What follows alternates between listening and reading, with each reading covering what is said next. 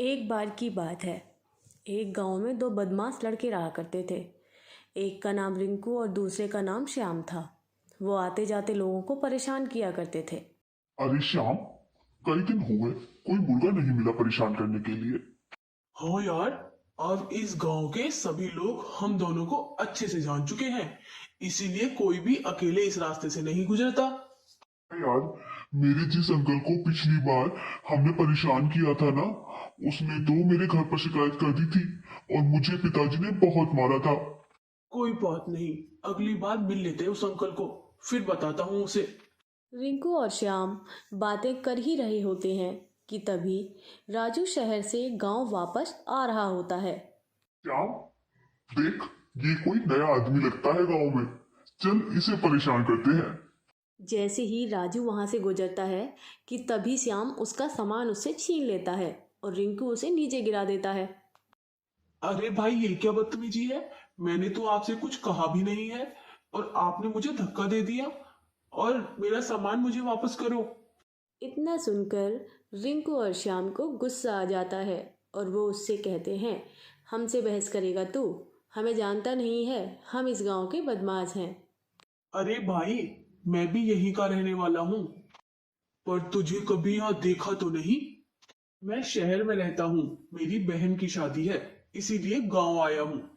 लेकिन श्याम और रिंकू उसकी बात नहीं मानते और उसे और मारने लगते हैं, जिस वजह से राजू की मौत हो जाती है। रिंकू, लगता है ये मर गया है। अरे नहीं यार, ये हमसे क्या हो गया। राजू को मरा हुआ देखकर श्याम और रिंकू बहुत डर जाते हैं और वहां से भाग जाते हैं। और राजू की मौत की खबर राजू के घर तक पहुंच जाती है।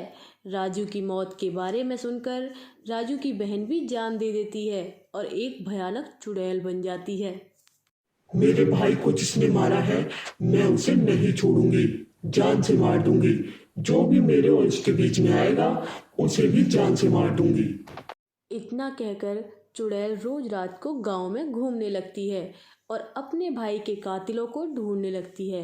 एक बार गांव में रहने वाला बिरजू रात को अपने घर लौट रहा होता है कि तभी चुड़ैल उसके सामने आ जाती है।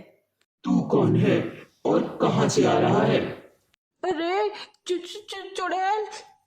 बिरजू चुड़ैल वाली बात पूरे गांव को बता देता है और पूरे गांव में खौफ का माहौल बन जाता है। एक बार चुड़ैल भूखी घूम रही होती है कि तभी उसे गांव में लल्लन नाम का एक आदमी दिखता है। तू कौन है और कहाँ से आ रहा है? लल्लन पीछे मुड़कर देखता है और बहुत डर जाता है। अरे चुड़ैल, ये तो एक चुड़ैल है। मुझे बहुत भूख लगी है, मैं तुझे खाकर अपनी भूख मिटाऊंगी। चुड़ैल उसे खा जाती है और बचे हुए शरीर के टुकड़ों को वहीं गांव में पड़ा रहने देती है। सुबह जब गांव वाले ये सब देखते हैं तो बहुत डर जाते हैं। देखा, मैंने कहा था ना कि गांव में चुड़ैल घूम रही है। लेकिन इस तरह चुप बैठने से कुछ नहीं होगा, हमें कुछ ना कुछ तो करना ही होगा। सभी गांव वाले एक बाबा के पास जाते हैं और बाबा को सारी बात बताते हैं। ये चुड़ैल अपने भाई की मौत का बदला लेने के लिए घूम रही है, और जब तक ये बदला नहीं लेगी, ये ऐसे ही भटकती रहेगी। लेकिन बाबा, हम उसके भाई के कातिलों को नहीं जानते हैं। क्या आप हमारी इसमें कोई मदद कर सकते हैं? बाबा ध्यान लगाते हैं और कुछ देर में बोलते हैं। उसके भाई को तुम्हारे ही गांव के दो लड़कों ने मारा है। एक का नाम रिंकू और दूसरे का नाम श्याम है। लेकिन बाबा, वो दोनों तो अब यहाँ नहीं, शहर में रहते हैं। लेकिन जब तक वो चुड़ैल इन दोनों को नहीं मारेगी, जब तक शांत नहीं होने वाली।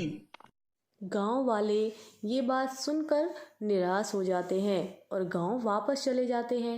मैं इतने दिनों से उन दोनों को ढूंढ रही हूँ, लेकिन वो मुझे मिलते क्यों नहीं?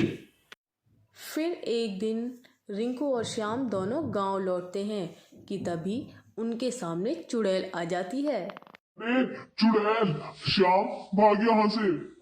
जैसे ही वो दोनों भागते हैं, चुड़ैल उन्हें एक पिंजरे में कैद कर लेती है। अरे चुड़ैल जी, हमने आपका क्या बिगाड़ा है? आप हमें क्यों मारना चाहती हैं? तुम दोनों ने मेरे भाई को मारा है, याद है या भूल गए? मेरा भाई राजू। राजू का नाम सुनकर श्याम और रिंकू बहुत डर जाते हैं और चुड़ैल से अपनी जान की भीख मांगने लगते हैं, लेकिन चुड़ैल उनकी एक नहीं सुनती और दोनों को उसी पिंजरे में जान से मार देती है और चुड़ैल को खुद ब खुद मुक्ति मिल जाती है और गांव में फिर से एक बार खुशहाली का माहौल होता है।